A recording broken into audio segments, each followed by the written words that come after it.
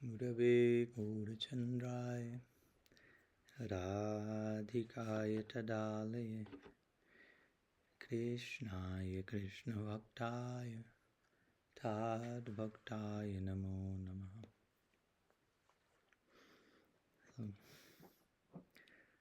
Good afternoon, good evening to all of you again. Thanks for coming. And thank you to Vikram and Sumukhi for receiving us here. Your beautiful palace. Very happy to be here again. And as we were mentioning today in the morning, the idea is that during the evening gatherings, if it's okay with you, we can do what I like to call not so much Q&A, but Q&E, which is quest and exploration. I mean, I have nothing against questions and answers, but I prefer to engage in exploration in the sense of I may try to give an answer, but it's never from a conclusive point of view. This is my answer, topic closed, next topic. But we are all in a quest, and the quest has many questions, or we may have questions, and the questions set us on a quest. And it's a whole exploration in itself. No? So the nature of the topic is endless. We are trying to say something about the infinite, as ridiculous as that sounds, right? Okay, I'll say something about the infinite. Okay, you can say something, but it's the infinite, so you can just touch one point in an endless line. So we can again be explorers in this endless path and eternally continue to share our hearts in deep connection and empathy. So let's say if you have any questions or any topics you may like to continue exploring together, unpacking, not necessarily related to our presentation today in the morning, but also if there is any question related to the presentation in the morning, you can also bring them. Actually, I think Ramachandra has one of those. I do, Maharaj, yes, thank you. Okay, so we can start there and then we see where we end. So, well, I very much appreciated everything you said this morning, Maharaj. But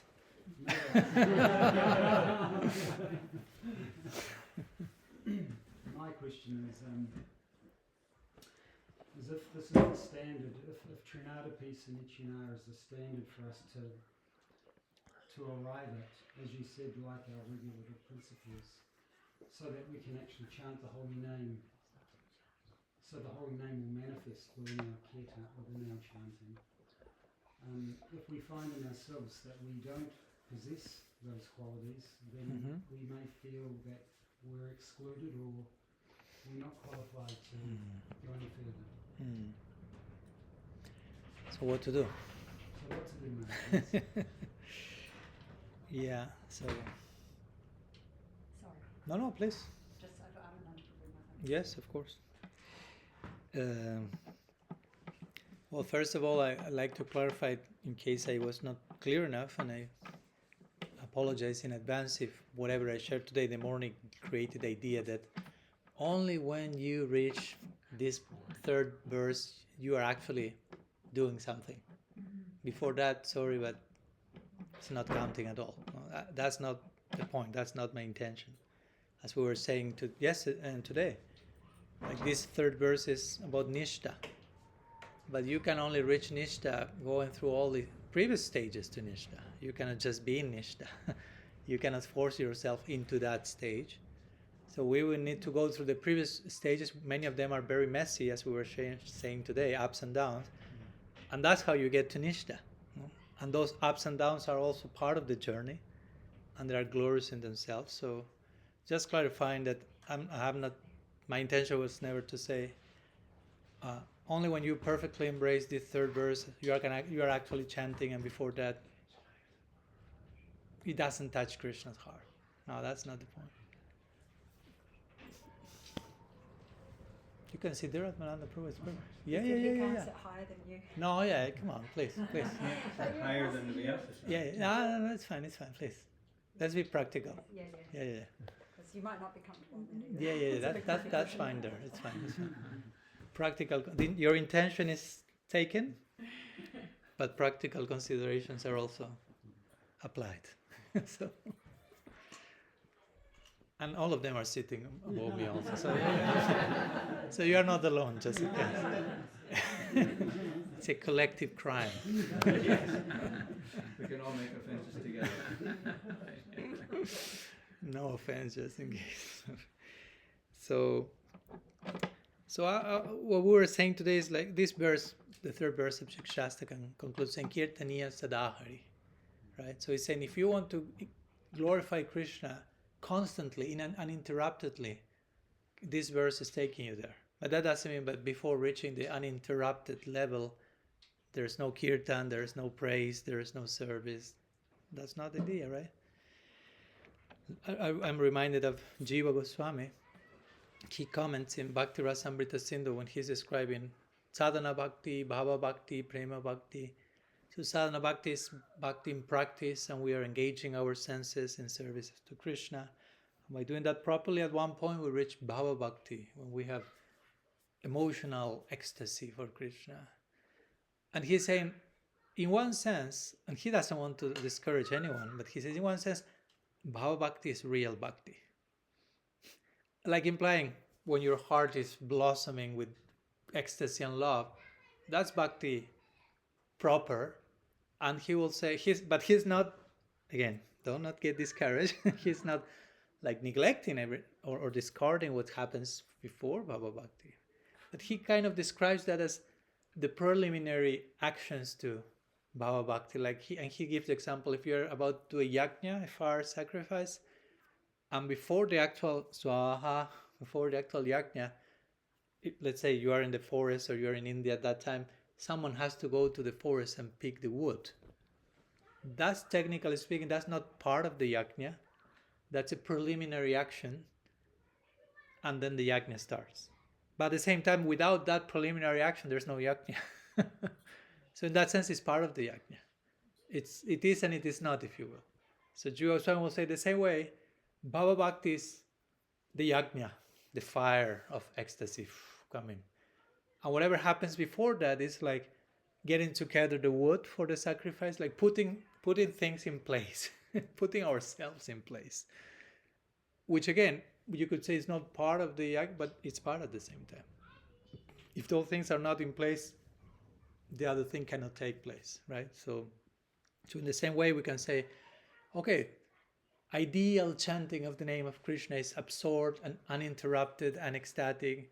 Okay, nice. But who is there? Who can press a button and be there? It doesn't work like that.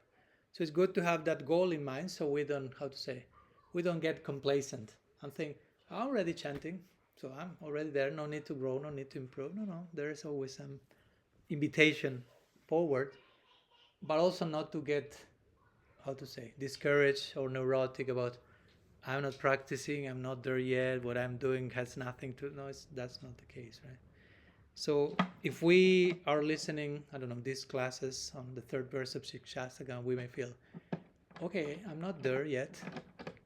Of course, my intention given this class is not for you to feel unanimously, we are not there yet, Maharaj. So therefore we feel outside of the loop. That's not the idea. It's just to hopefully shed light in, if we are not there, okay, but let's have a clear picture of what's the next station, what's the next short-term goal. Even if we are not there, having some idea of how that looks like, it may help our journey. And if we are not there, there is place for a healthy, humble longing to be there. Or if I realize, okay, I'm not humble, I'm not tolerant, I'm not respectful, there's place for healthy repentance also. And that's what Mahaprabhu does in the previous verse, right? Okay, the third verse speaks about humility. Trinada Pisunicina, super humility. The second verse of Shikshastakam also speaks about humility. Another level of humility. When Mahaprabhu is lamenting, Durdaiva Nidrisham Mihajjanina Anurag. I'm so unfortunate that I don't have attraction for the name. That's a type of humility. It requires humility to put on one side of the scale all the virtues of the name, like Mahaprabhu is doing in that verse, So many names, I would say today, all the energies are in these names, no hard or fast rules, such is your mercy, Bhagavan. You have to be humble to say that. And then to contrast that with, but my heart is not melting in connection to that. That requires humility. So in itself, that sincere lamentation is taking you closer and closer to the next verse of Shikshastakam, right? It's paradoxical, right? Because, I hear about that, I don't have it, I lament it, and I start to have it by lamenting because I don't have it. You follow my point? So that's how Mahaprabhu is leading the way. In the second verse, he's representing the sadhaka who has some shortcomings and who is in a healthy way, acknowledging the shortcomings, not in depression, not over-identifying with my Anarthas and thinking, I'm lost case, I stopped practicing. No. But realizing that, okay, there's something getting in the way. And pray from that place to Krishna for more mercy, for more shelter. No? The mercy and the shelter is already there, but we need to enter into a humble space to open our heart for that, to feel the need for that. If we don't feel the need, you may be surrounded by all the mercy in the world, but if you are not in need of that, you are not seeing it. No? Like if you are not dying of thirst, you may be surrounded by bottles of water, but you don't see that. If you are dying of thirst, you see one drop of water falling there, and you see it. Right? So yeah, there is hope. That's a conclusion, basically. So we are sharing the symptoms of this verse, which is the next stage for most of us to embrace, Nistha. But if we are not there, still we are chanting, still we are serving, still we are worshipping. And there is place for healthy lamentation. Srila Prabhupada will use this expression, lamenting for that which is not worthy of lamentation, which indirectly implies there is something that is worthy of lamentation. So we have to find what's the corresponding lamentation that is worthy and healthy for my stage. Again, not to become depressed and be crying and lamenting unnecessarily, but there is something that we can lament for, something that we lack, that we would like to have, and lament in the context of prayer and begging for mercy. And that lamentation becomes something that attracts Krishna and His grace, and we move forward through that, right? So, what do you think, Ramachandra?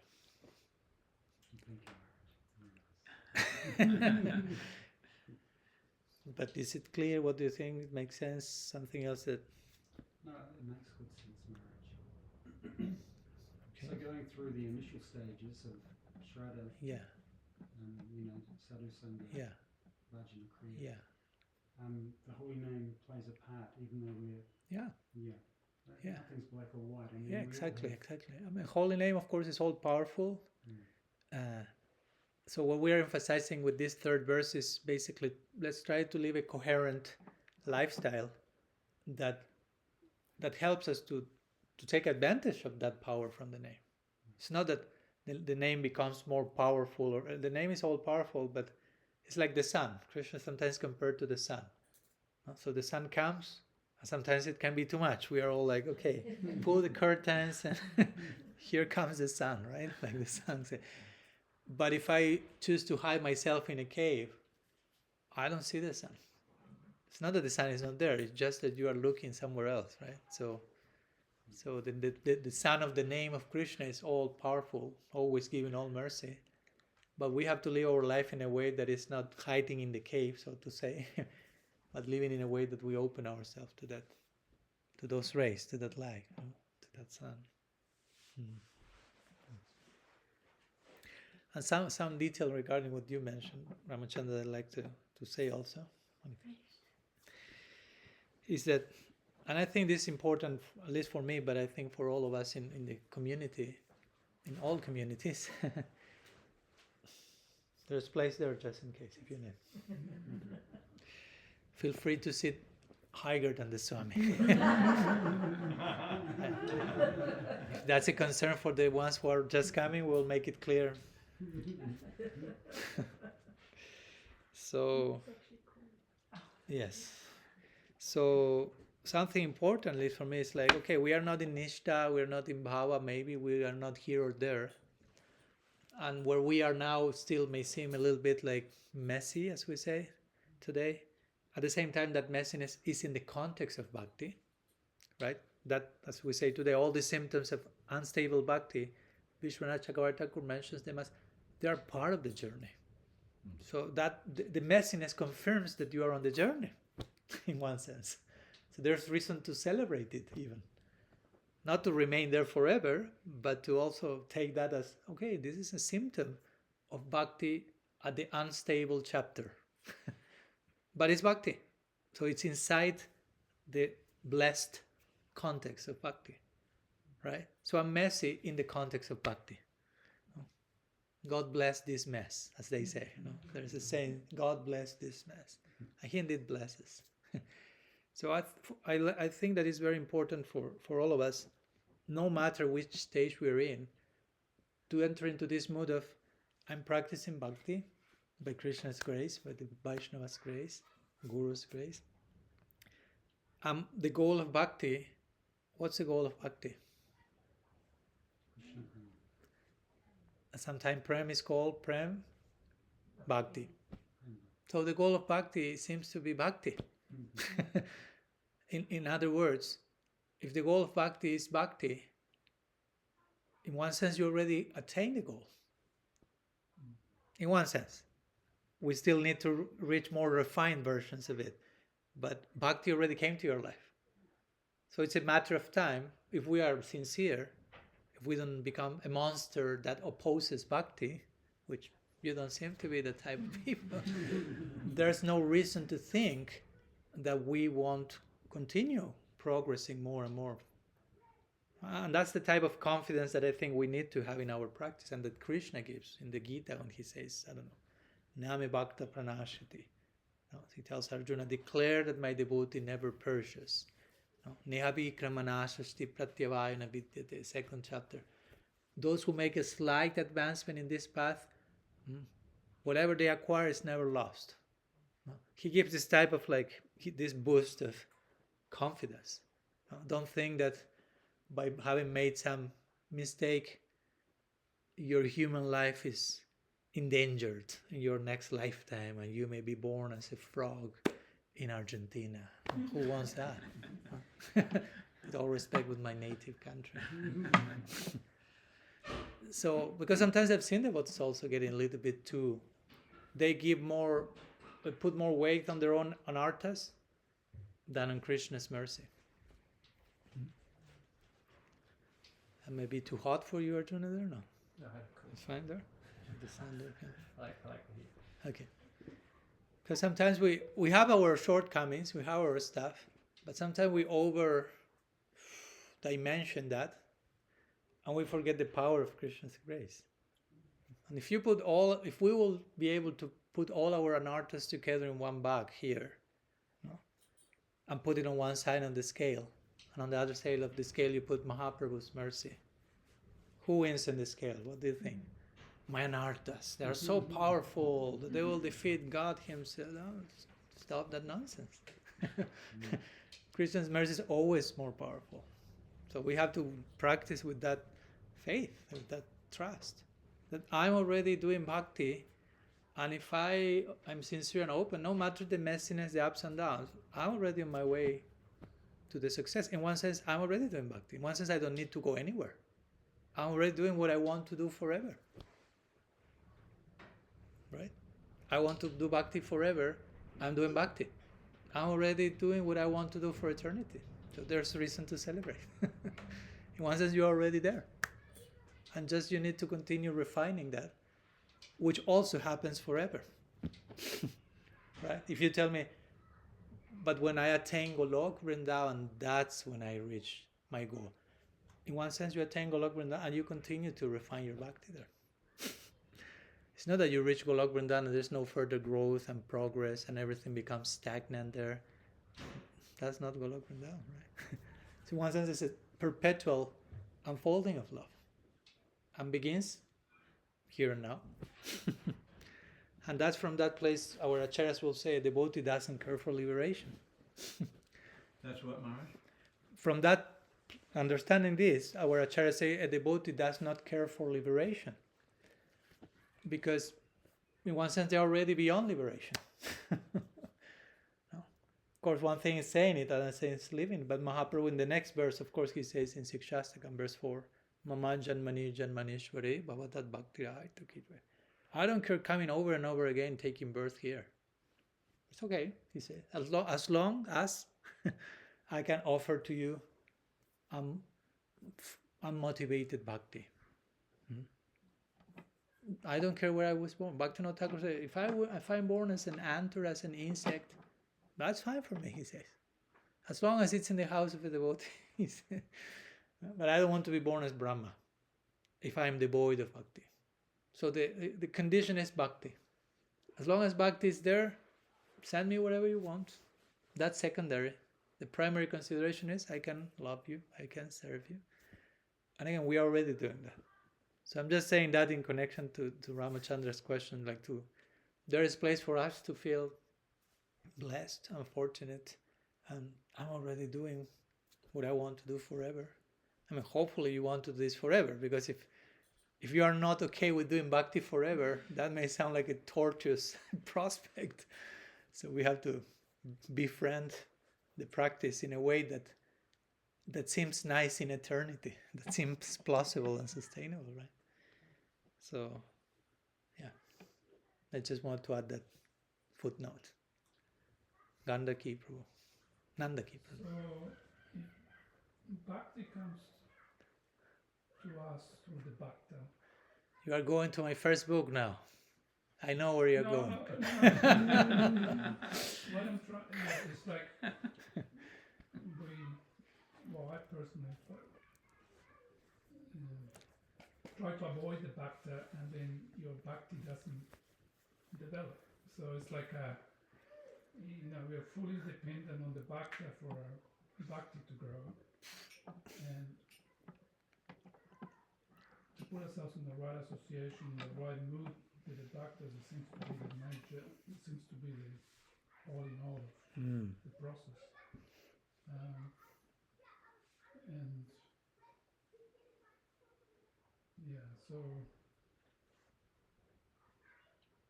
the Trinada being mood is another mood of being humble. And how do we develop that kind of relationship with the bhaktas so they can pull us up? It's like it doesn't happen naturally sometimes. The appreciation, to realize that we're actually at the mercy of the bhakta all through the journey. The challenging part is finding, putting ourselves in the right place with the right association. I don't know if you could say something like that. Yeah. This seems to be the crux of the whole process. Yeah, well, of course, as you may imagine, Sadhu-Sanga is very important. Scriptures say that it's the root cause of bhakti. Chaitanya Charitamrita say, Krishna-bhakti janma mol hai Sadhu-Sanga, Krishna prem janma tenho punar mukyanga. That's an interesting point. It says, Krishna-bhakti janma mol. Mol means root, janma means birth. So the root that gives birth to Krishna-bhakti, hai Sadhu-Sanga. So bhakti comes from the bhakta. But then it says, not only Sadhu-Sanga is crucial to begin bhakti, it says Krishna Prem, Janma Tenho Punar Mukhya Anga. Once you attain Krishna Prem, Punar Mukhya Anga. Mukhya Anga means main limb. So Sadhu-Sanga remains being a main limb when you attain divine love. Right? It's not like, okay, I have no bhakti, or I'm just beginning, I need Sadhu-Sanga, but now I'm getting close to Golok Vrindavan, so I don't need you guys anymore. I just go on my own. No, in one sense you could say the closer you get to the goal, the more important that becomes, right? Because ultimately what's a devotee or a Vaishnava or a Bhakta is a personification of love. And our goal is love. Our goal is not Krishna. Our goal is love for Krishna. We don't want Krishna without love. I don't want Krishna just like a toy to entertain me or a puppet. He's the perfect object of love. So our goal is love for us and even for Krishna. I like to say that love is such a goal that it once is a goal for Krishna. I'm not saying that Krishna doesn't have love. I'm saying that he always strives for more love. That's the nature of love. Love is such a goal that you can always attain more. It's insatiable in nature. That's another point of the conversation. But love is not something that, okay, I have love, now I take rest. Okay, I'm full of love, I attain Golok Vrinda. The more love you have, the more you yearn for more of that. That's the nature. Like Chaitanya Charitamrita says, Krishna, the gopis' love is increasing at every moment. It doesn't stop. And that makes Krishna more beautiful at every moment. And the more beautiful Krishna becomes, the more the love in the gopis' heart increases. And the more that love increases, the more beautiful Krishna becomes, and so on and so forth. And then Krishna says, and the two of them enter into a competition in which none of them accept defeat. Krishna becomes more beautiful, gopis more loving, more beautiful, more loving, no end to that. That's how the spiritual world unfolds. That's why it's not boring to be there, right? Because sometimes we hear what Krishna does during the day in Golok Vrindavan, and on some level it seems that generally he does similar things at the same time. So if the internal experience is not always growing, to go to a place for eternity when you do basically every day the same thing, it sounds like hell, not like heaven, right? We want some surprising, some new things. So that's happening. Now, of course, there are always new things happening externally, but the most important thing is their hearts are always transforming. So it's never the same. It's never the same Krishna. No, Rupa Goswami describes, and I'm going back to your question in a minute, it's connected. Rupa Goswami describes one development of love with the word anuraga. Anurag, sneha man pranaya rag anurag bhav mahabhav. So anurag, the symptom of anurag is that you perceive the object of your love as if you have never seen him before, though you have been with him probably 5 minutes ago. I have met with him multiple times, but the nature of love is that it's renewing your appreciation of the object of love, and it's renewing the personality of the object of your love. So for example, Sri Radha is with Krishna in the romantic union, and after being together for reasons of the Leela, they separate, and Sri Radha is with Lalita, Vishaka, and Krishna's on the distance, he has to leave. And Radha will look and say, oh, who is that blue sapphire boy that is walking? And Vishaka will say, that's Krishna, you have been with him 10 seconds ago. I should say, no, that's not Krishna. That's not the same person. That's not the same guy. It must be someone else. And she's right in one sense. It's Krishna, but it's an upgraded version of Krishna. He became more beautiful. And her love for him became higher again, as we were saying. So it feels like we are always they are always falling in love forever. Right? For those of you who have fallen in love, there is a period for that, and after that, reality knocks your door, basically.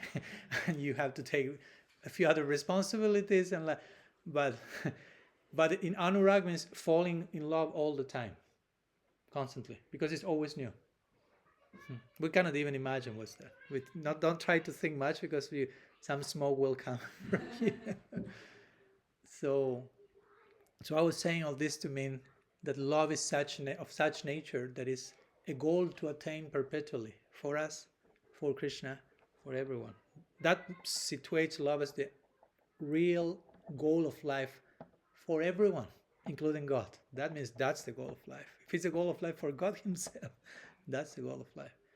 So Chaitanya Charitamrita says that even when you attain goal of life, Sadhu-Sanga is so crucial, because you continue developing your love, but you will have these personifications of love, let's say in the form of a Rupa Goswami, Rupa Manjari, these eternal associates that are the role models after which in our tradition we attempt to serve Krishna. So it's always important. If you are, I don't know, here an artist or a musician or who knows what, you tend to look for a role model, right? In the beginning, you start emulating, you start even copying, imitating, and eventually you develop your own style, your own individuality, your own identity. So this is kind of the same. So how to relate to the Vaishnavas according to the third verse of Shikshastaka?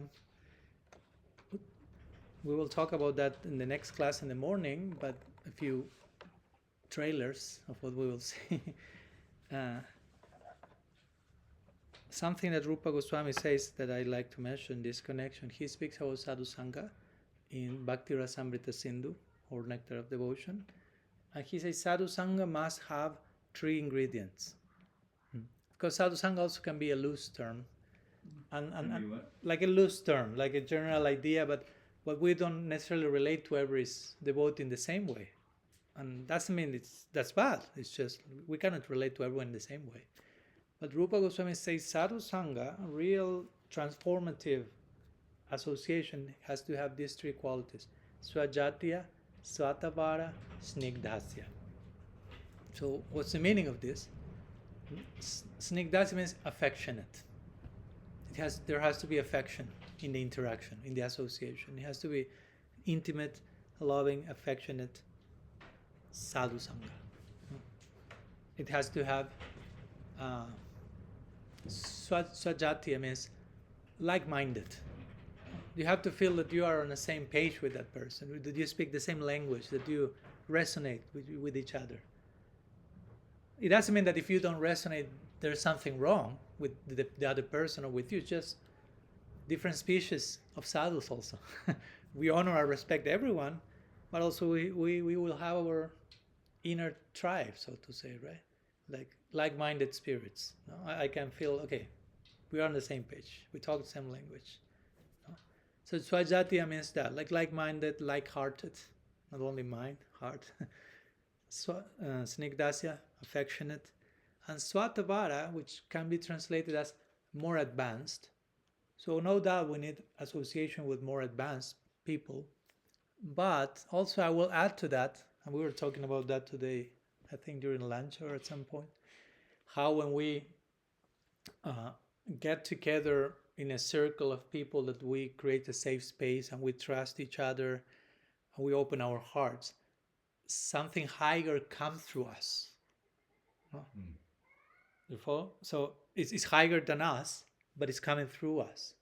So for me, Svatavara can also mean that. Svatavara not only means associate with someone higher than you, of course, also that, but you can also associate with maybe peers that are very honest and sincere, and when they get together, open their hearts. Through that opening, sincere opening, something higher comes, descends through them. That's possible also. So again, Sadhu-Sanga needs to have all those ingredients. I will argue if those ingredients are not there, I wouldn't call that Sadhu-Sanga. Rupa Goswami said this is what defines Sadhu-Sanga. No? Affectionate, like-minded, and more advanced or something more higher is coming through that gathering. If that's not happening, maybe we cannot call it Sadhu-Sanga. Maybe calling it Asat Sangha, I don't know. Sometimes that can happen. Asat Sangha doesn't only mean don't associate with those who are not Vaishnavas. Asat Sangha means just getting together in a way that is not honoring Sat, honoring truth. So we can get together among Gaudiya Vaishnavas and do escapism together. And that's Asat Sangha technically. Although externally we have all tilak and kanti and everything is legal in the temple, but we are gossiping, we are criticizing, we are getting together to not to confront what needs to be confronted in us, but to escape together from what needs to be seen. That's not Sadhu-Sanga. I wouldn't call that Sadhu-Sanga. That's a Sat-Sanga. So sometimes the Asat Sangha begins at home.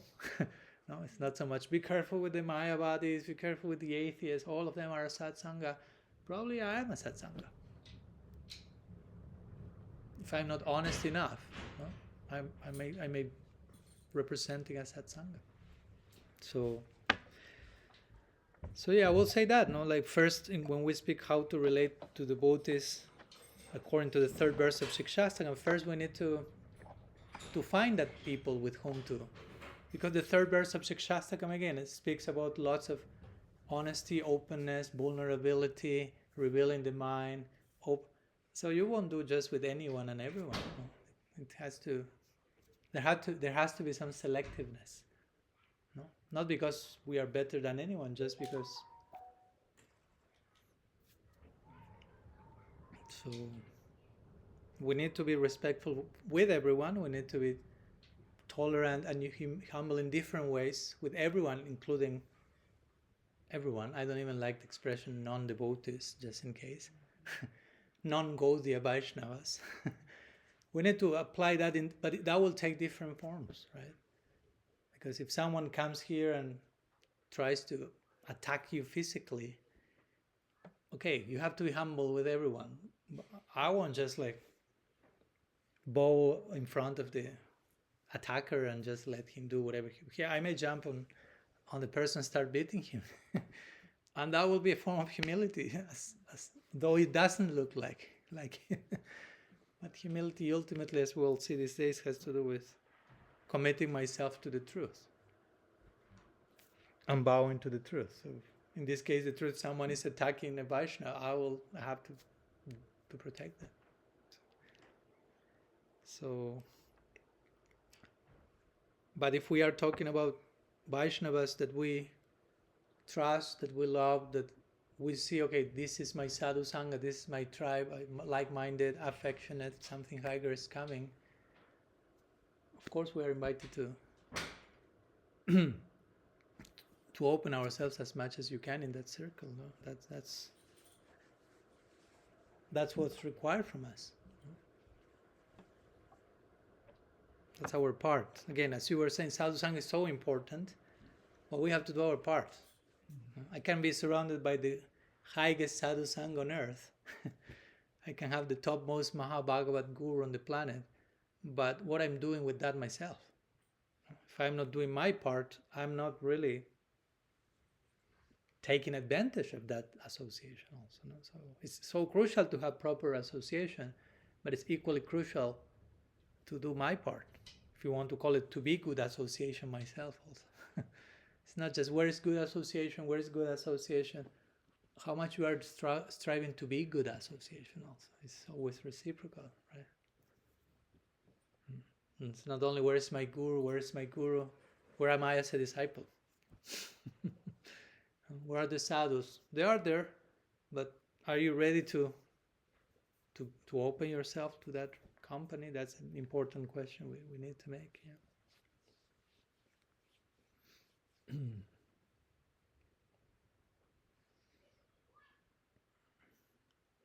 What do you think? Yeah, and also I think that, as you said before, we can become this oneness, we are not here ourselves. But I feel that sometimes we are carried along by association. Yeah.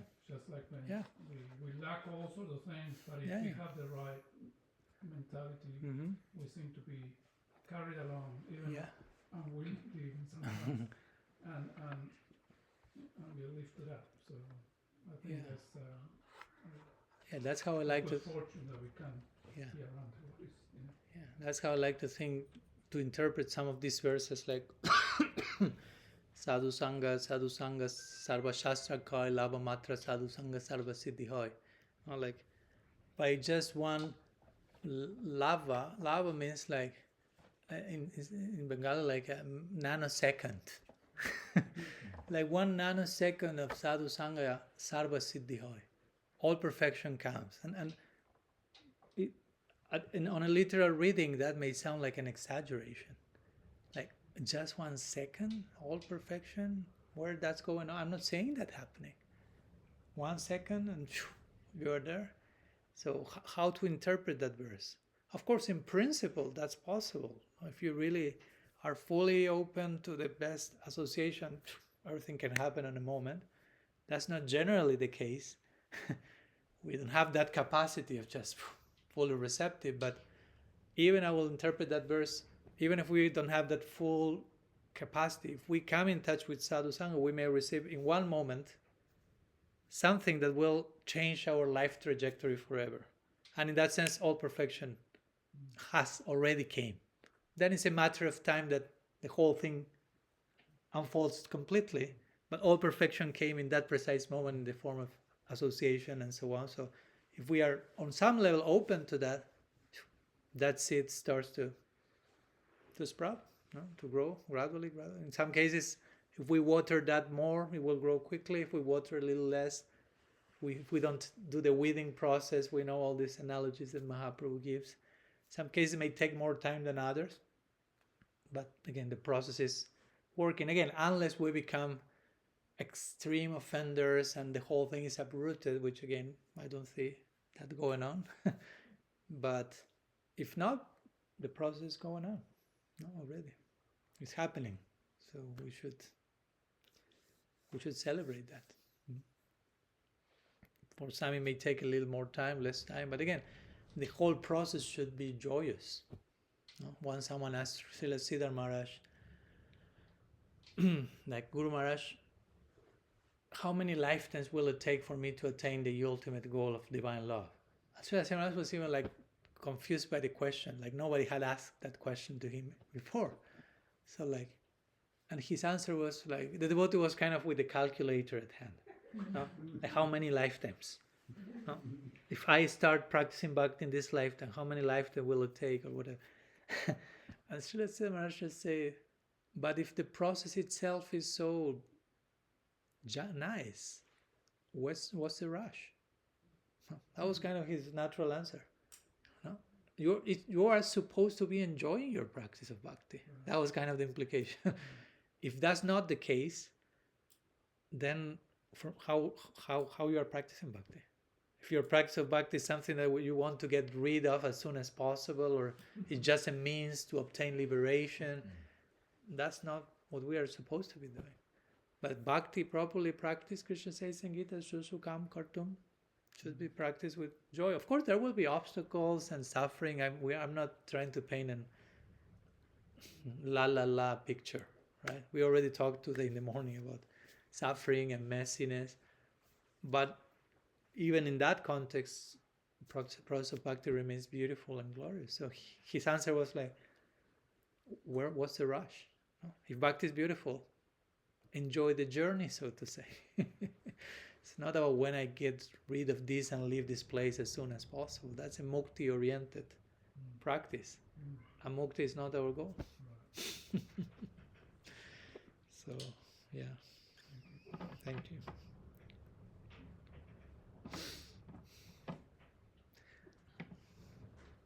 It's windy. Some other question, comment? Can you say something, just a simple question really, but the understanding that Krishna put Arjuna into Mahamaya to obviously speak the Bhagavad Gita, but also, from what I understand, he utilised one of his energies in a way that was appropriate to give him a certain realisation. What do you say with the second part? I'm not sure if I got the second part. He utilized some of his energy? He utilised the material energy, basically, to give him an appropriate realisation. So can we understand in our own journey in bhakti that when we might be going through a bit of a roller coaster in life, that the Lord's utilising his various energies in differing ways to almost like a homeopathic principle of trying to bring out, a cure from a negative kind of a poison or something like that. Yeah, makes sense. I appreciate the homeopathic analogy. It's the analogy that sometimes I give. It's connected somehow. It's a GPS. I don't know how much a GPS is connected to homeopathy, but in the sense of GPS, you are driving and the GPS tells you, okay, turn right now, and you turn left. Happens. So you do a mistake. And the GPS, what does the GPS say?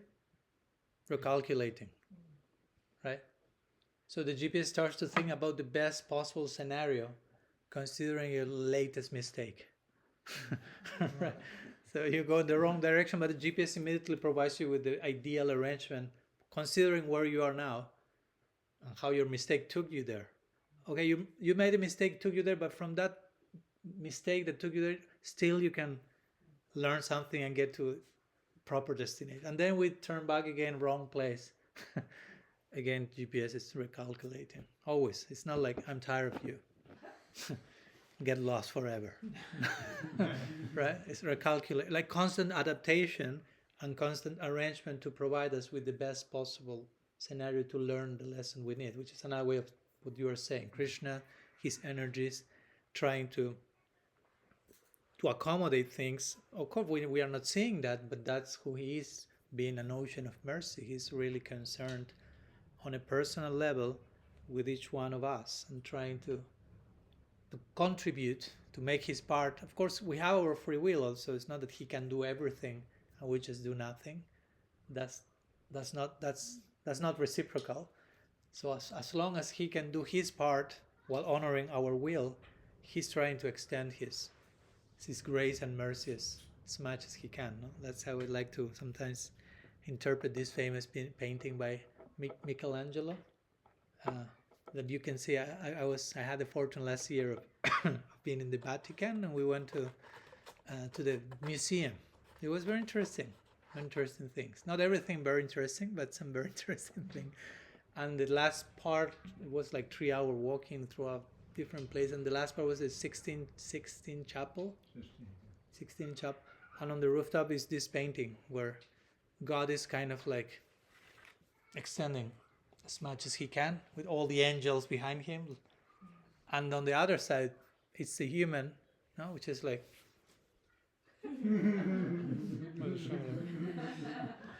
no? Again, there are many interpretations to that painting. I did my research, but one of those is the one that I intuitively came. It's like how much God, Krishna, is extending himself as much as he can with all his associates and energies and grace to redeem us, to make the best arrangement, but also sometimes how we are a little bit like in our comfort zone, or like, okay, I don't know, let's see, I will think about it. Okay, you are offering that, Krishna. I'll check. I'll think about it. And he still keeps waiting, right? He's in our heart. He never left a note like, I'm fed up with you. No? Get another Paramatma. Right? So that's again how we can practice tolerance, right? Mahaprabhu is saying, be tolerant as a tree. Well, Krishna is being as that much tolerant in our heart, witnessing, who knows, lifetimes of things we are telling to him, or we are even denying he's existing, and he's there, okay, waiting, trying to recalculating. He turned wrong, recalculating. Someday he will get it, right? Yeah, that's this beautiful section in the Brihad Bhagavatamrita. When, as you may recall, the main character of one part of the book is Gopakumar. And before being Gopakumar, his name was Sarup. So, he became Sarup. So anyhow, the journey is that when he reaches Golok Vrindavan, Krishna is telling Gopakumar, lifetime after lifetime I saw you denying my existence and not caring for me, and I was caring so much for you and trying to take your attention in one way or another, but you were so expert at avoiding me, basically. But I tried to make this, and eventually now you're coming, and Krishna starts to like thank Gopakumar for coming, no? Because the humility of Krishna was like, I want to be with you so badly for so long, and you are finally fulfilling my desire of being with me. Even though Krishna was the main one trying to make all the arrangement for him to come, eventually hitch, but Krishna at the end is always like, thank you for fulfilling my wish. No? So that's the God we worship. Let's put it that way. It's not an indifferent guy far away above the clouds, and we are just here left to our own sense of orientation. But it's someone. It's the closest of the closest who how to say, who is favorably trying to make the best possible arrangement at every step. So yeah, that's another way of saying what you are mentioning, no? Because remember, even if we talk about Maya Shakti or Mahamaya, and I know that sometimes this happens in the lingo of the devotees, like Mahamaya or Maya Shakti is depicted as like a bad lady in this case, like Satan in the Gaudiya Vaishnavism or something. But that's not actually the case. Maya Shakti is an energy of Krishna, and she's serving Krishna. She's in service of Krishna. She's not against Krishna, and therefore she's not against anyone. She's a Vaishnavi. Vishwanath Chakravarti Thakur says that. So my point is, all these energies are not against us. No. We sometimes, in our will, choose to be against Krishna and against ourselves and against our best interest. And Maya Shakti has some service to perform to facilitate our choices. But it's not that she's like celebrating, okay, now this guy is falling in illusion, another one in my trap, let's organize a party to celebrate that he's farther and farther from Krishna. That's not Maya Shakti. And that's why in the scripture says she's sometimes like embarrassed of the service she has to perform. Because it's not that she likes that. She would like to see everyone serving Bhagavan as she is serving Bhagavan. You follow? So I think it's important to get that right so we can see, okay, all these energies of God, they are not conspiring against me.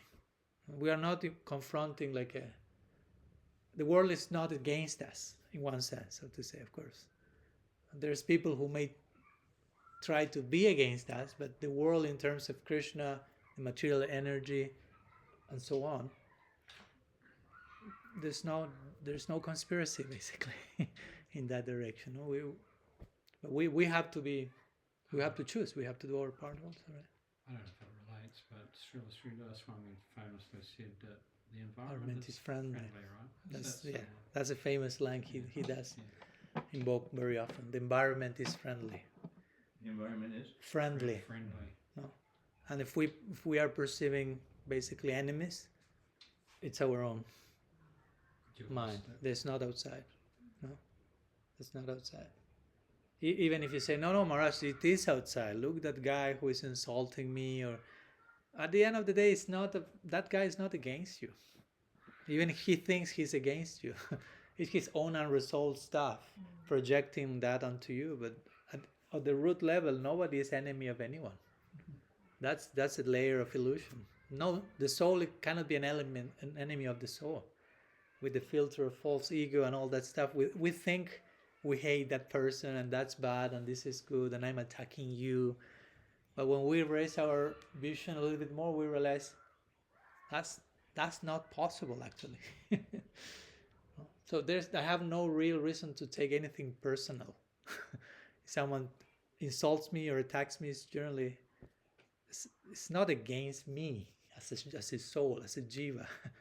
It's something else that needs to be solved and healed on some other level. So in that sense, the environment is friendly. And the only enemy is our own. Krishna says that in the Gita in his own way. In chapter 6, verse 6, he says, the mind, uncontrolled mind, worst enemy. But then he says, well, when the mind is controlled, it's your best friend. So that's it. The worst enemy is inside of you, but that worst enemy can become your best friend. And your mind becomes your best friend, there are no more enemies. That's why Jesus will say, love your enemies. In the sense that, how can you love your enemy? By realizing that there are no enemies. Except your own mind who is not loving. But when your mind becomes loving, becomes your best friend, there are no enemies. The environment is friendly. We do not see that way, but at least it's good to know it in principle as a principle to orient my life. Because if not, I can see enemies everywhere. Everyone is against me. Everywhere is a conspiracy. I am the victim. And probably I'm not doing the inner work I need to do to make my mind my best friend. Sometimes we overemphasize that our mind is our enemy. and we forget to see the mind as a potential friend. So by saying the mind is this, the mind is that, I'm reinforcing the pattern that the mind is my worst enemy, and I'm making it even worse enemy every time I say that. Instead of, how can I befriend my mind? How can I start? It's a challenge, no doubt, because imagine if I told you, okay, you have a worst enemy. Try to think about your worst enemy. Hopefully you don't even have one, but let's say you have one.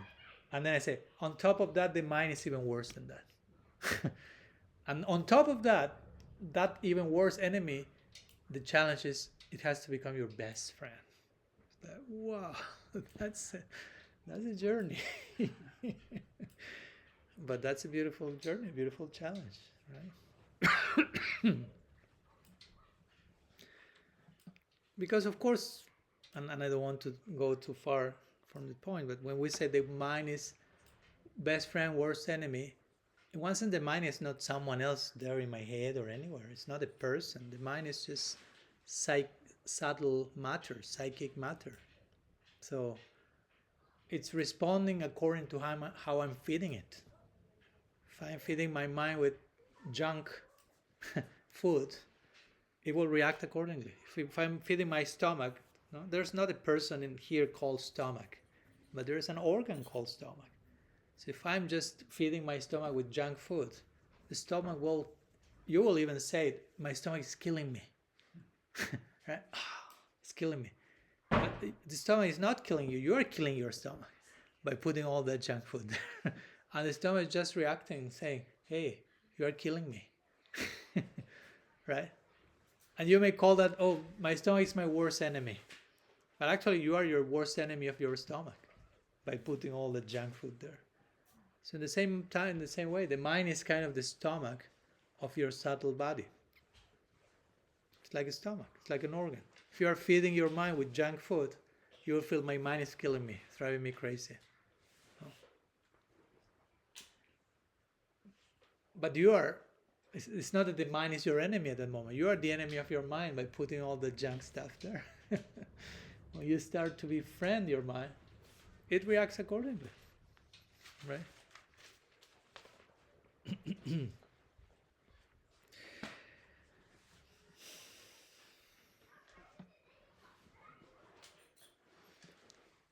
What do you think? Is that clear? Does it make sense? Arguments, refutations, everything is welcome, no problem. If you brought some rotten tomatoes for the Swami there, I can welcome them here.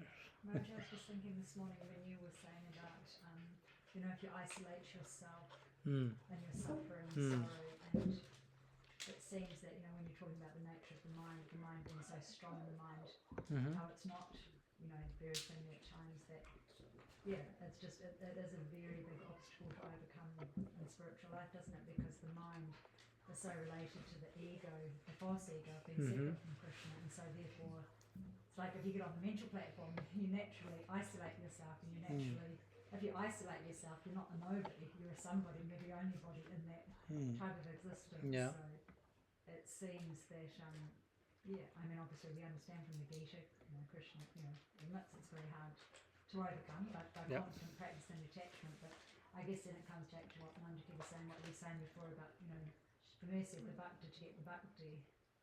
And it's just really interesting, how it all lines up. Yeah, and of course Sadhu-Sanga, this connection is also keeping connection with people that somehow is reminding us of this type of things. Because sometimes we are not expert to be Sadhu-Sanga for ourselves and to remind ourselves of what's actually going on about the mind, dualism, all this stuff. Sometimes we need someone else to tell that to us. No? All of us, we need constant reminders. So also Sadhu-Sanga is that company where we take care of each other by reminding what's actually going on, and not the stories that sometimes we run in our minds that are like a distorted movie of actual reality. No? So many times happens that we just are listening from someone or reading and like, oh yeah, of course, that's what's going on. And I heard it so many times and I forgot that so many times. So, and again, not to chastise ourselves, but just to, okay, I'm back on track. Let's move forward again. And in time, with proper practice and realization and taste and maturity, yeah, we won't need to go to those places that often, so to say. We'll be more present, more focused. Yeah, John Prabhu has this famous kind of quote or phrase. He says that if you Who? Sorry. John Prabhu. Yes. He says if you take shelter of your mind, you must live separately from Krishna. Mm. You know, and I thought that's very powerful. Mm-hmm. If you take shelter of your mind, you must. To use the word must, so you must. It's not. There's but no it's not option. there. Yeah, there's no option. There's no option. Yeah. Yeah, that's basically what the Bhagavatam also saying. Bhayam dutiya viniveshata shat. We were talking today. The separatism, separateness, like dualism, the mind creates like. As we were saying today in the morning, first verse of the Bhagavad Gita is that. Is Dhritarashtra saying, what did the Pandavas and my people do on the battle of Kurukshetra? So he clearly sees them, us, and them. So that's the whole problem. Dualistic mind, like fragmented consciousness. Instead of seeing connection, unity, is parts, not wholes.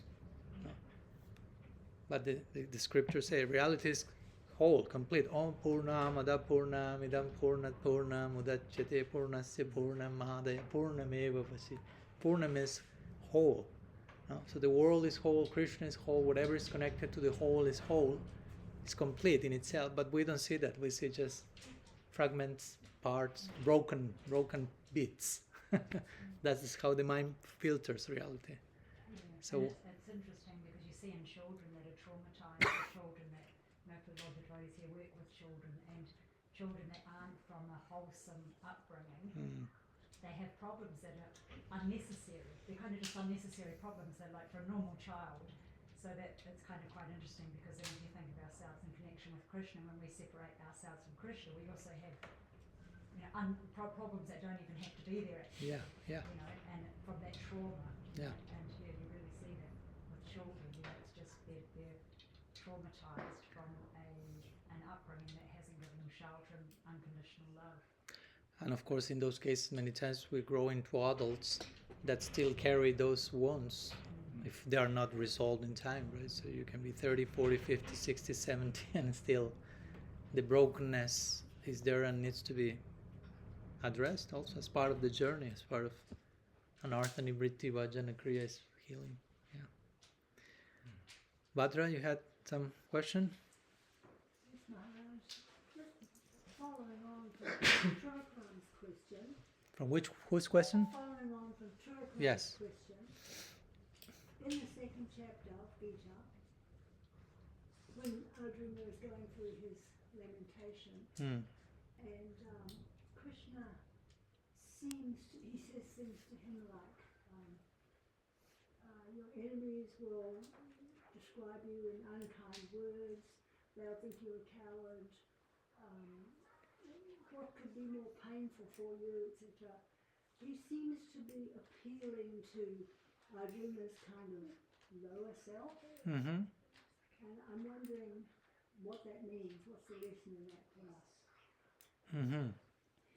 Okay. Well, as we were saying before, and also connected to Trikram's question, Arjuna's so-called illusion, it's basically ours, no? Because Arjuna is a Nitya Siddha Parikar, he's an eternal associate of Bhagavan, so there's no way he can fall into illusion, so he's put into, let's call it mystical illusion. So I will make the case more in connection to Yoga Maya than Mahamaya. And for our sake, so we can relate to his journey of lamentation and desperation and so on. So Krishna, of course, throughout the Gita, again, Krishna is talking to Arjuna, but remember, he's talking to us, and we are in different stages also. No? In this, like Arjuna in the Gita, at one point he's lamenting, he's like, I'm about to go crazy, I'm dying, I won't fight. At one point, okay, he's ready to fight. So he's in different places. It's not like he's always in the same place. So basically, Krishna is kind of trying to accompany the different places Arjuna is. Of course, this represents a lot of guru-disciple relationship also, right? Krishna represents the guru, Arjuna a disciple, and the disciple can be in different parts of the journey at different moments, different days, and the guru is also willing to adapt. No, it's not the guru says, okay, this is the only answer always, forever. No, depending where you are, I will say this in this way. Depending where you are today, I may need to, or depending each person, I will say the same thing differently. So we were saying today, Svesva Adhikari Janishta Saguna Parakirta. You have to ascertain your adhikar, like where you are, what's your capacities today to do this, to not do that, and accordingly act, or accordingly the guru instructs. So I will say that those verses that you referred to, which do not seem to be like the most confidential level of instruction in bhakti, let's put it that way. Or as you say, no, Krishna is not appealing to Arjuna's higher self, will be more in connection to that moment in which probably the guru, let's say in this way, or the guide, or Krishna himself sees, okay, you are not ready for higher instruction, basically. If I tell you something deeper than this, we will because you are too much concerned with something on some level. Okay, so let's address that level you are concerned with. Because Arjuna was bringing these arguments in connection to reputation and some other things in connection to a more relative level, which there's place for that. Again, there's people in that level, and we cannot force them transcend, be higher than that. That's where I am. So Krishna is trying to create some. That's not his final instruction, no. So he's trying to pinch a little bit Arjuna's ego, and to show also how he's building a whole case in that section, trying to also show take Arjuna to conclude, like what you are doing is nonsense, basically. All these arguments you are bringing, like when Arjuna says, I will become a mendicant. And Krishna's like, come on, you're not a mendicant. You're a Kshatriya. Even if you run away from the battlefield, your nature as a Kshatriya will bring you back by force. When you hear the conch shell of the first day of battle, your blood will and you will be there. So you will be drawn by force to the battlefield. So better you act not drawn by force, but voluntarily choosing to be there, instead of trying to escape. That's spiritual bypassing, right? So all these different things, that Krishna is trying to make Arjuna understand, your arguments do not make sense. If you are killed in battle, you go to heaven. No? That's the destiny for glorious Kshatriyas. If you win the battle, you enjoy heaven on earth. So basically Krishna is trying to make that point. It doesn't matter. You go to the battle. Or then when Arjuna says, when Krishna starts to speak about the nature of the soul, he starts to say the same. Oh, if you are killed, not killed, at the end of the day you are eternal. So why you are lamenting? No, basically that's the point of Krishna over and over again. Why you are lamenting for that which is not worthy of lamentation? So yeah, in that particular section, he's appealing to what he sees that are Arjuna's sensibilities at that moment. No. He knows he's a Kshatriya. No? And for a Kshatriya to become, how is it in English? Infamous? That's worse than hell. Not for other people necessarily. That's more specific for a Kshatriya. Dishonor is worse than death. Yeah. But for some people, that's not the case, I will say. But for Kshatriyas, that's the case. I mean, for other people maybe also, but that's not, some commentators say that's not of universal application. For some people, dishonor, they're fine with that. They move on. But for a Kshatriya, So Krishna is appealing to Arjuna's Kshatriyahood, Kshatriya nature, trying to activate that, because in one sense, in that section, Arjuna is kind of evading that. I mean, he is a Kshatriya, but he's trying to be, again, a mendicant, escape the battlefield, and Krishna is trying to trigger his Kshatriya nature. So he enters into his dharma, basically, into his varna. You have a nature, and that section of the Gita is a lot about that, right? Like, don't escape your nature, don't escape your duty. Better do your duty imperfectly than someone else's duty perfectly, and all this type of emphasis. So I think it's an important point to show how also a teacher should be ready to adjust and instruct the disciple accordingly.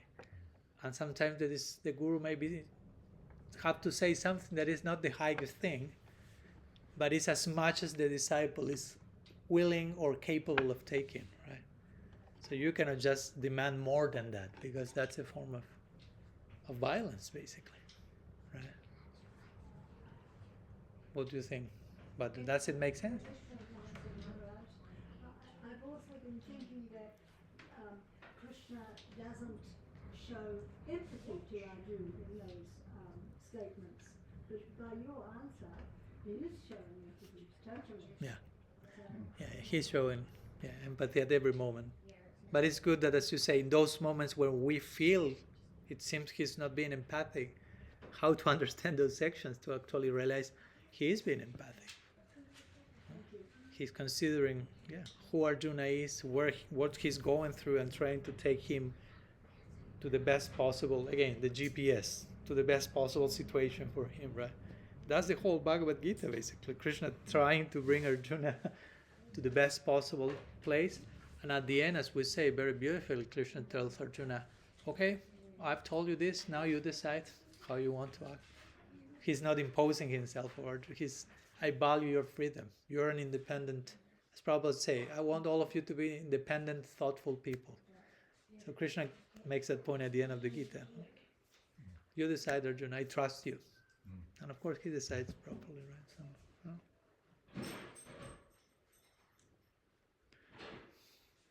All right. and yeah. Is that you finished? Roger?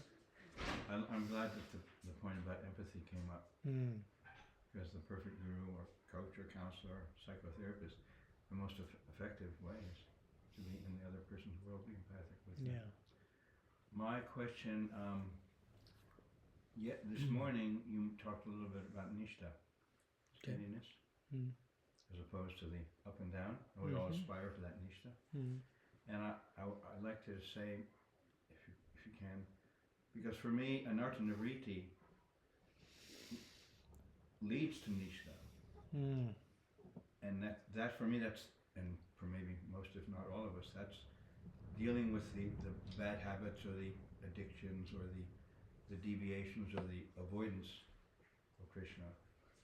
Would you say something more about the Anartha Nivriti in connection with Nistha? Okay. Yes, thank you. Of course, first of all, clarifying that I was talking about unstable bhakti and then Nistha.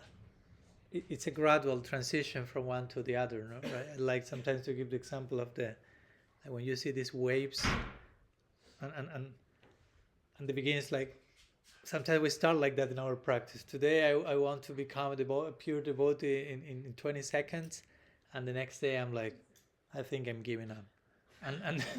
And next day again, like, so it's a little extremely embarrassing, the contrast, but gradually the up and down, it starts to become more like this. And at one point it's, okay, Nistha, stable. So just to make the point that it's not like this and suddenly it's like this. But the undulation starts to become less prominent. We start to contradict ourselves less and less. And gradually we attain that natural stability and maturity, gradually, organically, right? And as you ask, Anartha Nivriti, because in this sequence of stages that sometimes we hear is Shraddha, Sadhu-Sanga, Bhajana, Kriya, Anartha Nivriti, Nistha, Rucha, Shakti, Bhava, Prem. We do not continue saying Anartha Nivriti after Nistha, but it doesn't mean that there's no Anartha Nivriti. Actually, Anartha Nivriti goes all the way up to Bhava, says Rupa Goswami. Now in Prem there is no Anartha, there is no chance of being. But even in Bhava there may be some, he says, some slight stuff to clean, some possibility of aparat. Who are you quoting? Rupa Goswami in Bhakti Rasamrita Sindhu. But we will say that when you are in Nistha, the big majority of our anarthas have been cleansed, let's say. And that's why you can attain stability, because what keeps you unstable are the presence of these different anarthas, right? So, but that doesn't mean there are no anarthas, right? So still there are some anarthas. Before going there, one thing that I think is also important, for me, anartha nivriti is not only, how to say, anartha nivriti doesn't mean I just chant or practice and the anarthas go away like magically. I mean, of course, purification happens without me being conscious of that. But for me, anartha nivriti is more practicing with a sincere awareness of which are the anarthas that I need to deal with. No?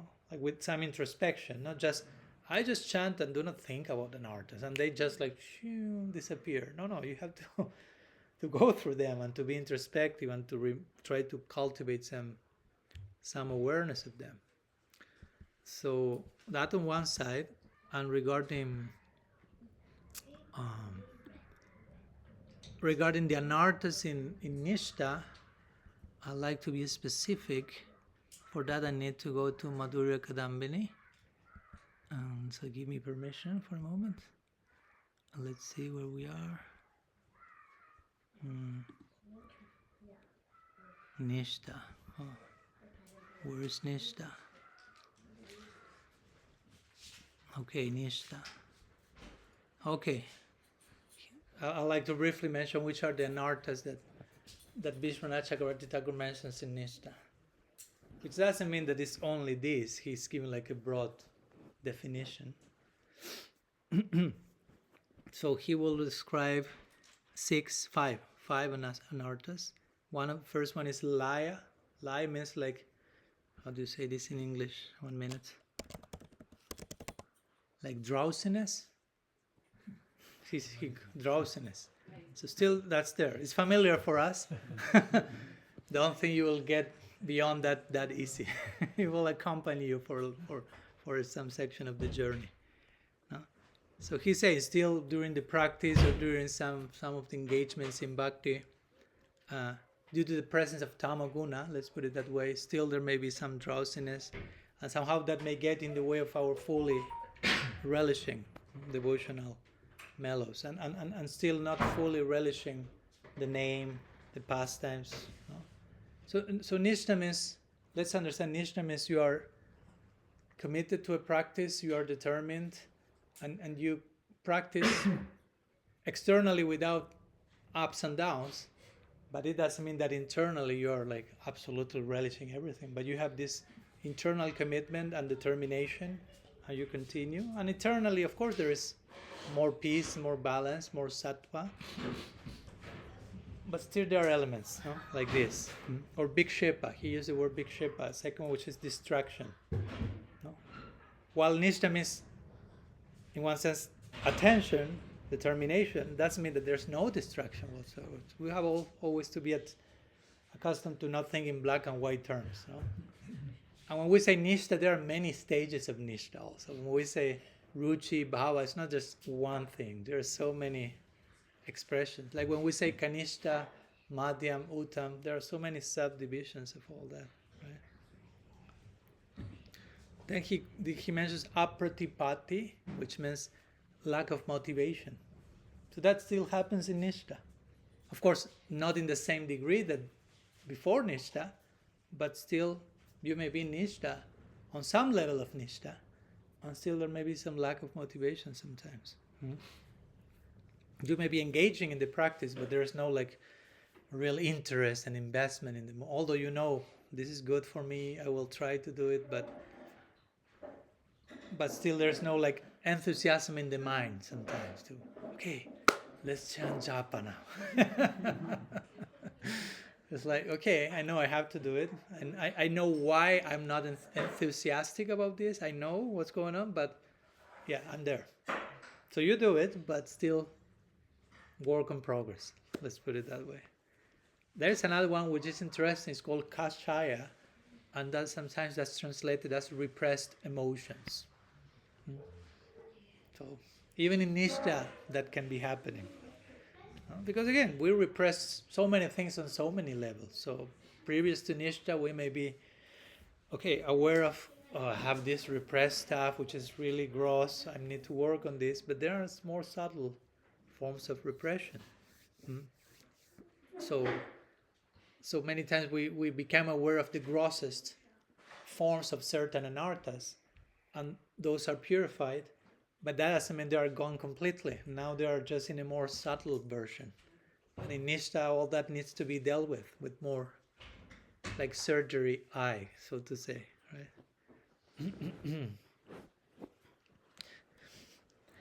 This is more connected to Rajaguna, says Vishwanath Chakravarti Thakur. And even being in Nistha, there is this potential danger of becoming proud of being in Nistha. No. On some level, of course, at that also in Nistha you have some realization that ideally you won't fall prey of that, but you are not absolutely beyond that either. So one has to be careful.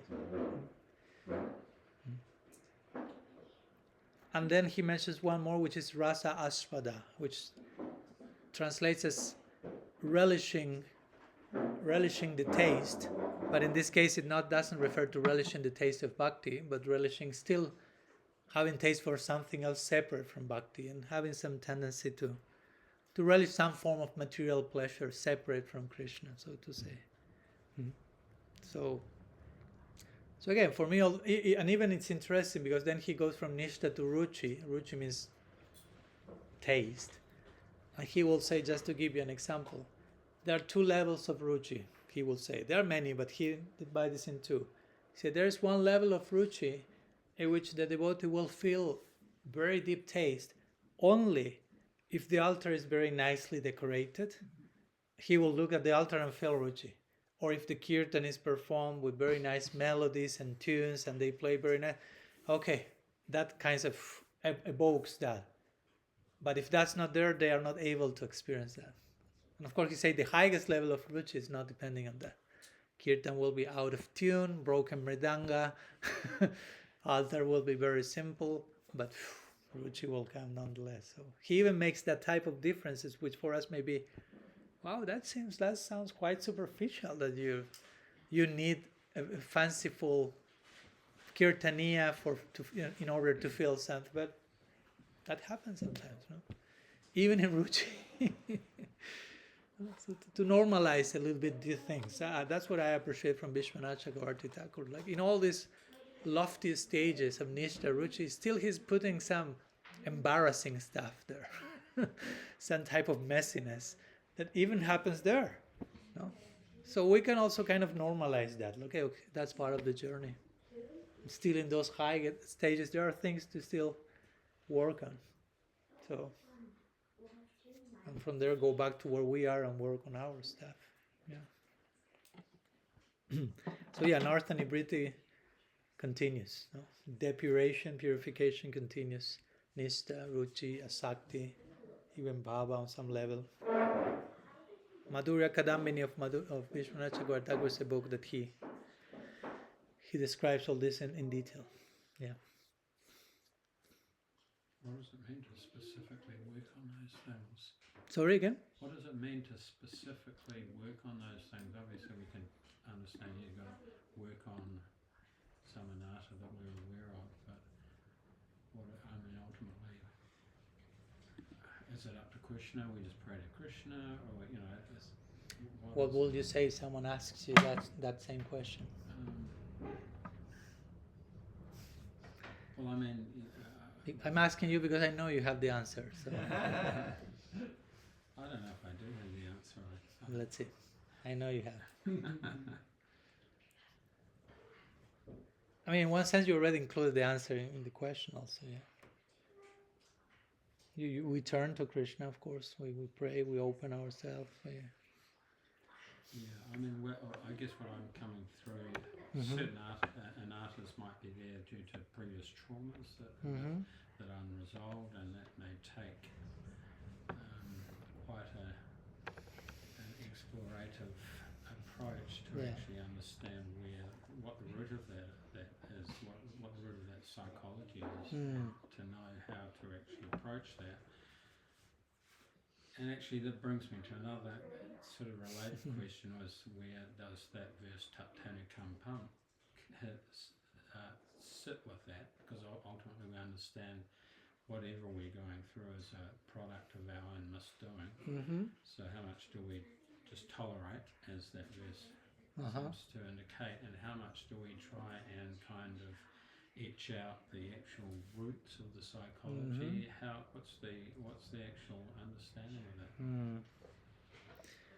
Okay. So Trivikram Prabhu is asking about this famous verse from the Bhagavatam, Tatenu kampam shushamikshāmano bunjana padmakritam vipakam kritvad bapurvid vidanan namaste jivitasya mukti pade sadava. From the prayers of Brahma, where Brahma is saying to Krishna, those who earnestly look for your mercy, they will tolerate the results of they will tolerate whatever comes to their life in terms of suffering, understanding this is the result of my previous activities.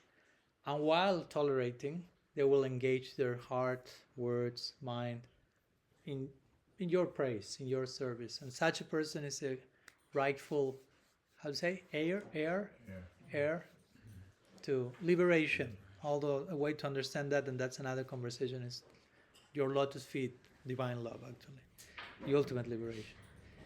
So that verse speaks of tolerance, but it speaks of a different type of tolerance, right? In the Bhagavad Gita, we have one level of tolerance. Krishna says, matras parsas tu kaunteya shitoshna sukha dukkha daha agama paino nityastam stitikshashra bharata. You have to tolerate suffering, happiness. That's in itself an interesting idea, right? Tolerate happiness. It's like, well, because it comes and goes. He's talking about material happiness, material suffering. He's not talking about the joy of bhakti. And it comes and goes like the different seasons, right? Winter, summer. No need to be overtly happy because of summer and then depressed because winter is coming. Because summer will be coming again, but winter will be coming. So learn to tolerate that. But in this verse of the Bhagavatam, you are referring, Brahma is saying, not only tolerate the result of your past actions, but while tolerating, you engage in praising Krishna with all your functions. So it's another level of tolerance there. So, so that's an important point I will say in the verse. And in connection to the question, yes, of course, whatever comes, it's the result of our past actions. We accept that, but I will say, it doesn't mean, for me, I don't read that verse like, you just sing the name of Krishna and tolerate the stuff that comes and don't think much about it. Also, I'm not saying overthink about it, because in one sense, there's no end to how much you can think anything. So be careful with thinking. Thinking can be also a big form of spiritual bypassing. Like once Richard Roll told me, like one of the biggest mechanisms against transformation, inner transformation, is thinking. Of course, he's not referring there to being deeply introspective and that, but just getting stuck in your head and playing the loop and just getting there. So I will say the verse is saying, with your heart, words, functions, you praise Krishna. But for me, that praise Krishna or offer pranam to Krishna, Vidanan Namaste, also entails being honest and sincere and praying and being introspective. It's not just praising Krishna in a very like mechanical way and I don't need to think anything, just Hare Krishna, go to Hari Bol. But it's as we were talking these days, what's the spirit to cultivate during the chanting? Introspection and this and that. So for me, this verse of the Bhagavatam invites us to, okay, something is coming. I know it's from my past activities, but what else do I have to learn from that? From where that's coming? What if that keeps coming? No? Because many times some things keep coming over and over again, and it's like, okay, why this is coming over and over again? There's something I'm missing here. I have to learn something from here. And you have to pay some special attention. That may take, as you say, take us on an exploration. No? So what's this? And in some cases, and I'm talking in general, each case is unique, but some cases people need to do therapy, to go to a professional healer of some way, to resort to some modality of healing to complement their practice. It's like if you have a problem in your arm, you go to the doctor. It's not like, why you go to the doctor? You don't have enough faith in the holy name? No, I have faith, but my arm is bleeding. I need to go to a professional. In other cases, okay, my psyche is bleeding. I need to go to the doctor. Doesn't mean I don't have faith in the holy name, but I'm just, it's a compliment. Right? It's all in service. So in some cases that may be required, right? I've seen enough cases to conclude that in some cases that's really required. And I'm saying that because I know that for some years in some circles of devotees, like doing therapy or something was like, that's like Maya, we don't need that, just double the number of rounds you're chanting, just do more of what you are already doing. And many times you do more and you feel more miserable. So we may need to find other ways to still deal with that. And still you have to tolerate stuff, right? Because you try to heal or to solve some things, and still there is something that is unresolved, and you cannot become depressed or get angry or crazy. Just learn to coexist with that, and don't lose sight that so much mercy and love and grace is coming at the same time. No, so it's not that I only have to tolerate stuff. No, you are receiving so many gifts. And in that context, you have to tolerate something also. But what you have to tolerate is not to downplay that, but it's not everything. In one sense, it's nothing in comparison to the grace that is coming continuously. It's not to downplay your duty of tolerating anything, but yeah.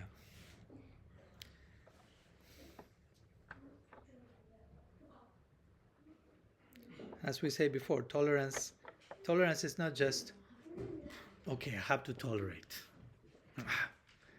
But to have to also understand why to tolerate something. When you have a reason to tolerate, you can do it from a more deeper place. If you don't know why to tolerate, and you ask me why to tolerate, Maharaj, just don't ask questions and tolerate. You won't tolerate much. There will be torture and... So we need to understand why.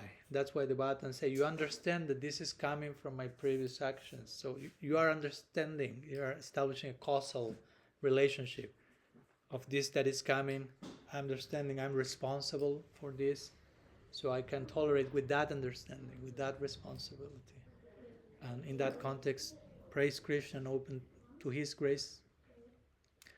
Understanding that not only, as we say before, it's not only me tolerating, it's not my suffering that I have to tolerate. All of us are going through the same thing in our own way. So it's all of us. It's a journey all together. It's not just me going through this. That makes the problem bigger, isolating the whole thing. And I have to tolerate something, but as we say, Krishna is tolerating so much more in connection to us. And tolerating lovingly. No? So that helps to also do that ourselves from a loving place. Okay, we're almost 2 hours, so I think we can take a break, and tomorrow we'll meet again in the evening. So if you have some other questions, I will ask you if we can keep it in pause till tomorrow evening, and we continue addressing any questions you have. So tomorrow we don't have morning meeting, but we have the evening meeting here again. So thank you. Thank you for your questions, your presence, your attention. See you tomorrow. Sri Chaitanya Mahaprabhu ki jai, Sri Harinam Sankirtan ki jai, Sadhu-Sanga ki jai, Gaur Premananda Haribo, Jai Vanchakalpataru Vishta, Sindhubhya Vachapati Taram Pavanebhyo Vaishnavebhyo Namo.